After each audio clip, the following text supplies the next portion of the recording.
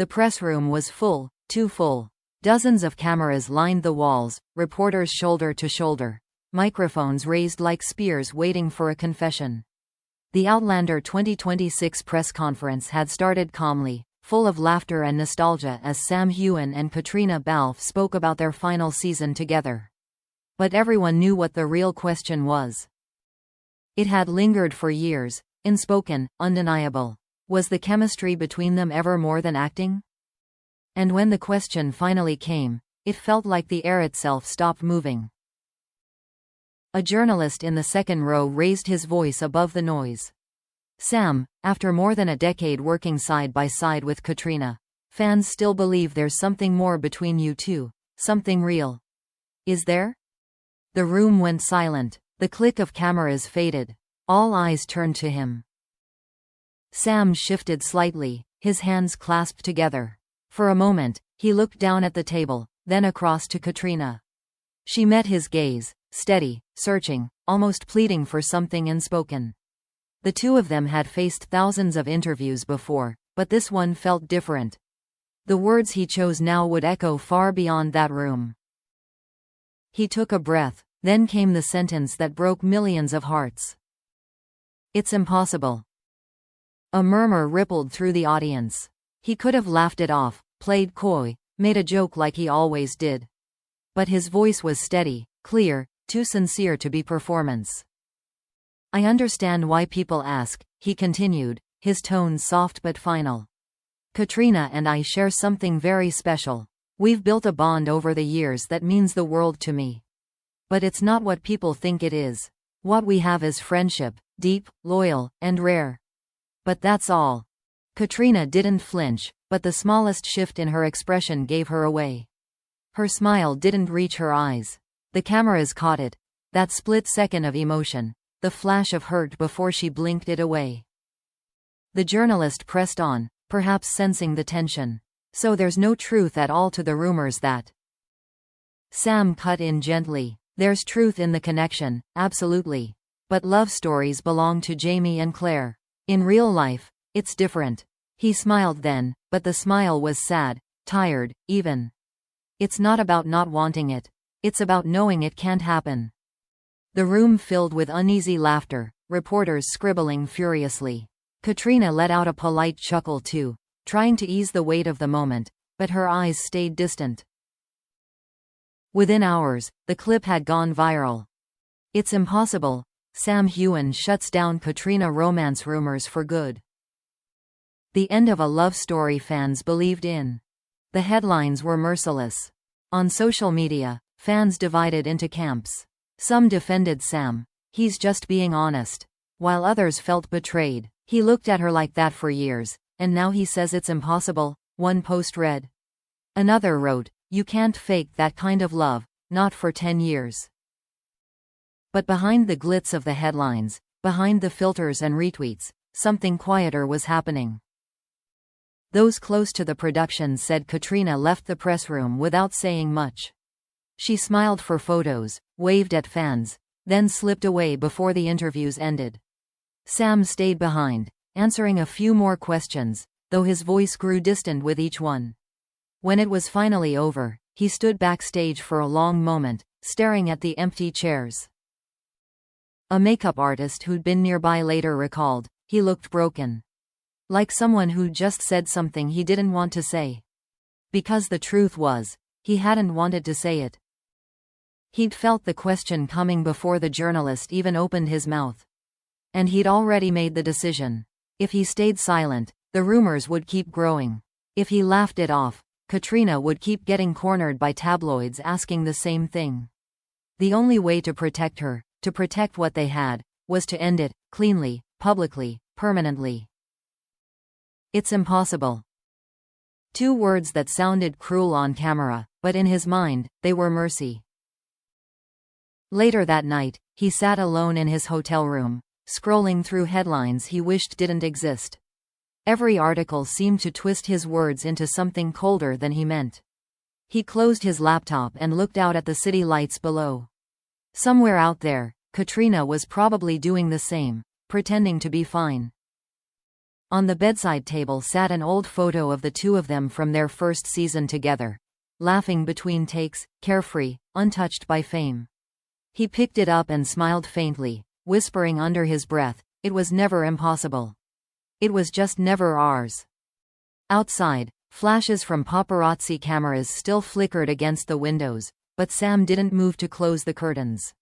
He let the light spill in, quiet and relentless, like the truth itself, impossible to escape, and even harder to explain. And though the world now believed he had rejected her, what they didn't know was that his words had been born from the very thing he was accused of denying. Love. In the days that followed, silence fell heavier than any headline. The moment Sam Heughan said, "It's impossible," became one of those clips that refused to die, replayed, dissected, slowed down frame by frame.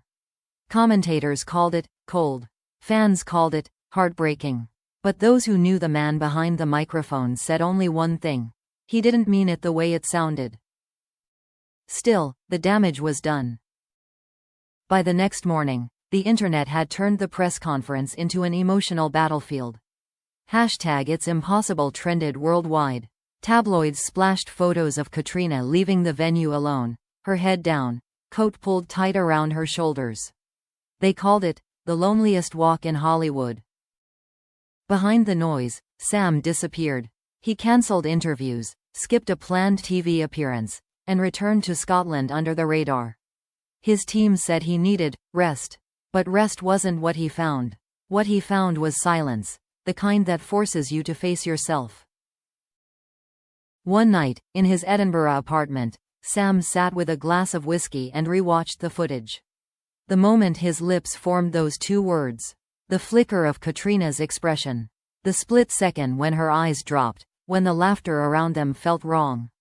He closed his laptop halfway through and pressed his hands over his face. He'd said what he needed to say, for her, for himself, for the endless circus of speculation, but it didn't feel right. A few days later, Caitriona posted a photo on her Instagram. A single rose lying on a piano, the caption reading, "Some truths are too painful to say out loud." Fans flooded the comments. "Is this about Sam? We know the pain in that picture." She didn't reply. She never does. But to those who knew, the message was clear. A member of the Outlander crew spoke anonymously to a magazine a week later. They didn't talk for a while after that. Not because of anger, but because they both needed space. It's hard to pretend nothing's changed when the whole world saw something you didn't mean to show.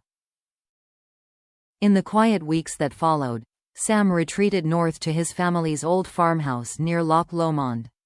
He spent his mornings hiking through the fog and his nights writing, journaling thoughts he'd never speak aloud.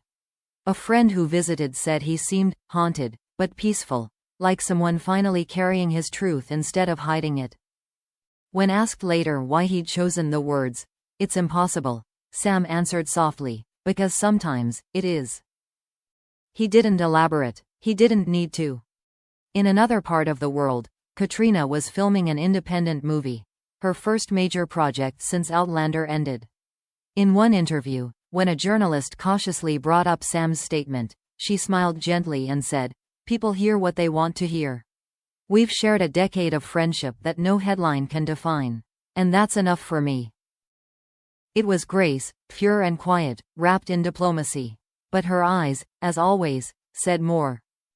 A month later, the two found themselves back in the same place for an Outlander tribute event in Glasgow. It was the first time they'd been in the same room since the conference. The tension was thick at first, polite smiles, practiced distance. But when they stepped on stage together, the years of familiarity melted the frost. During a fan Q&A, someone asked, "What's the hardest scene you ever filmed together?" Sam glanced at her, then smiled wistfully. "The goodbye ones," he said. Caitriona looked back, her eyes soft but steady. They always were. The audience clapped, unaware that what they'd just witnessed wasn't acting, it was closure. Later that night, away from the fans and flashing lights, they shared a quiet moment backstage. She approached him first. "Hey," she said, her voice barely a whisper. He turned, relief washing across his face. Hey. There was a pause, long, heavy, full of everything they'd never said. You didn't have to protect me like that, she murmured. I wasn't protecting you, he replied gently. I was protecting us. She smiled then, bittersweet and knowing. It still hurt. I know, he said. It hurt me too. They stood there for a while, saying nothing, just breathing the same air. Then Caitriona stepped closer, touching his arm lightly. You'll always be my friend, Sam. He met her eyes. Always. When she walked away, he didn't follow. Some stories, he realized, aren't meant to continue, they're meant to be remembered. That night, Sam posted a photo to his social media, a calm Scottish horizon at dusk, captioned simply, "Some endings are quieter than they deserve." And though the internet tried to decode it again, fans sensed something different this time, not sadness, but acceptance. For two people who'd spent years convincing the world that love wasn't real between them, maybe this was the truth at last. It was real. It just couldn't survive the world watching.